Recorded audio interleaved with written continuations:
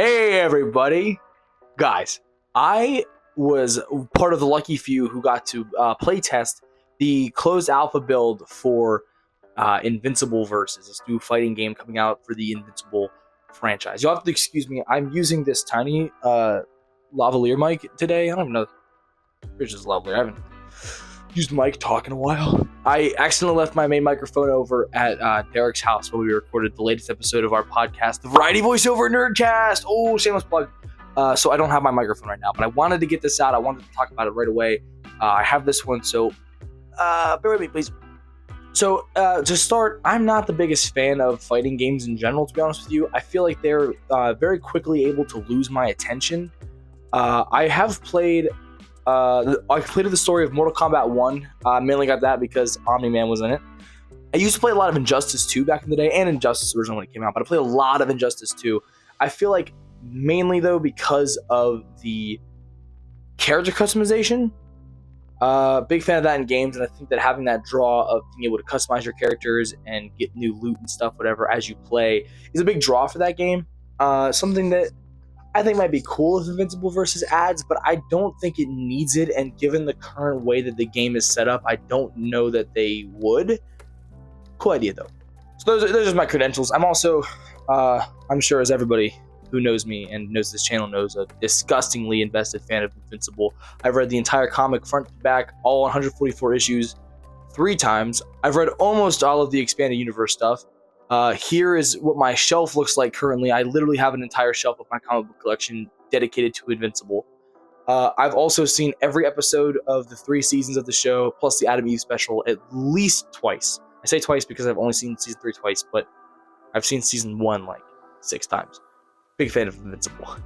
All that being said, this game I am ridiculously excited for. I got to play... I didn't get to play as much as I would have liked. The playtest only lasted about 3 days. It was the 21st to the 24th. But it shut down on the 24th before I had the chance to actually play it. It's holiday week for work, and so I've been out and about a lot. Wasn't able to get on, unfortunately. But I did manage to get in probably about 30 to 40, 45 maybe matches in. Having said that, I only won 9 of them in total. The first time I played, the first session I had, I ended up getting 4 wins. And then I got 5 more on the 3rd day of the playtest when I actually got the chance to set up play. It's hard to say for sure because, like I said, I'm not that invested in fighting games in general. And so it's hard to say whether or not how much of this... I like to offer some criticism first before it, because that's the point. It's an alpha playtest. Like, the point of this is feedback and, help the community and the developers grow. How can we make this game the best we can be through criticism? So just note that, it's nothing bad against the game. The game was very fun, and I'm still excited for it. I'm going to pay full price for this when it comes out, the day it comes out, and any DLC that comes out too. I'm obsessed. That being said, it's hard to say for sure what the line between things that need tweaked and things that I experience just because I'm bad at fighter games. To me, it felt unbalanced at times. And this is probably mainly because, the people who were in the playtest, the only feature that it had available was online play. There was also the option for like practice, but it was like weird finicky AI. I couldn't figure out to make it work, to basically make it like 1v1 with an AI. Couldn't figure out how to do that, so I mainly just played online. I don't typically play online in fighter games for that reason. I'm not very good. That's okay. But when you're playing against a bunch of random people, you have a good chance of finding yourself with somebody who is really good. And as somebody who isn't, constantly losing is a very quick way to make the game boring, which obviously you don't want. It can just be very competitive, and I think for someone like me who's much more casual with this stuff, I'm not playing it because it's a fighter game. I'm playing it because it's Invincible. And so, obviously in this case, the only option was online play. The main game won't have that. It says it'll have a completely original story, which I'm excited for. And there'll be the option for like an arcade. Every fighter game like that has some kind of like tower thing, Mortal Kombat style.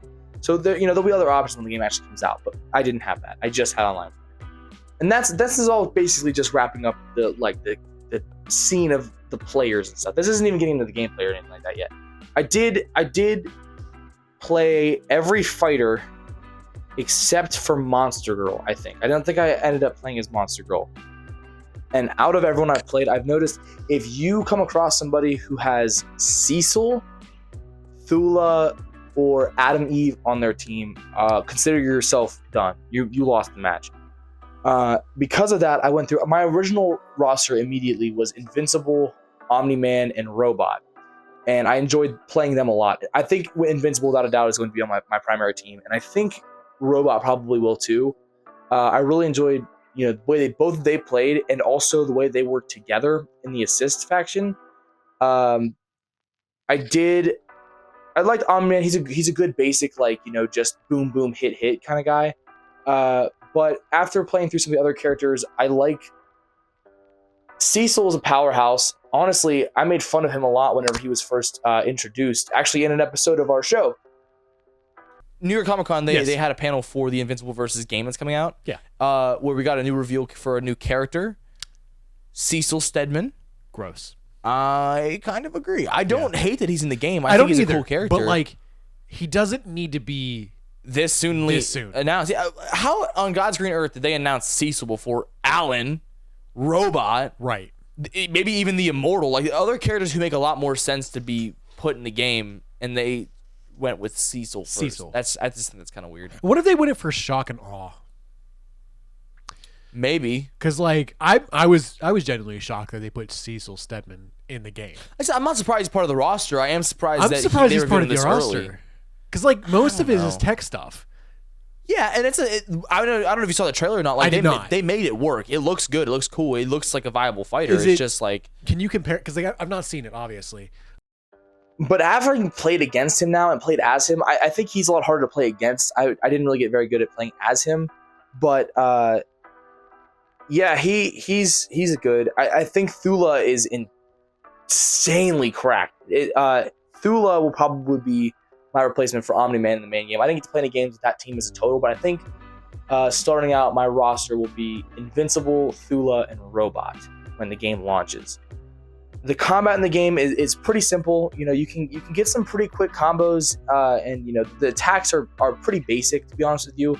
There's not a whole lot implemented right now of back dash, like that type of stuff of like the arrows and the buttons mixed together. It's pretty much just forward attack, back attack, light, medium, heavy, special is I think the lineup. And they have this boost feature in there that I haven't seen in a fighting game before. It was a lot of fun. And then obviously the assists, and they have a meter bar for bigger attacks. All in all, this game just has so much promise, I think.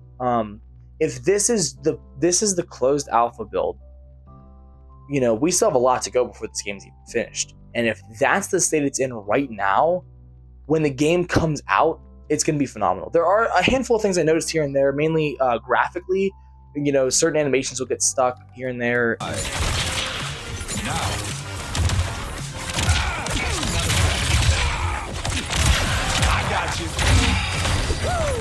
Listen to me. You don't seem to understand.